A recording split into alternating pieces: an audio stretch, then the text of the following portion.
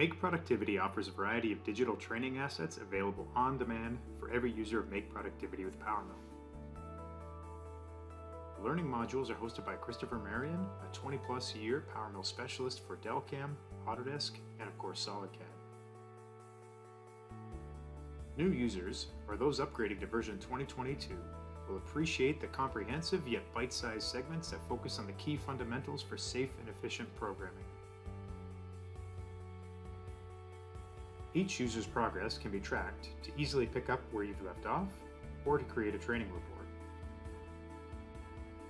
Users may also test their knowledge by using the interactive training tools to produce assessment reports on their setup, tool design, or toolpath programming practices.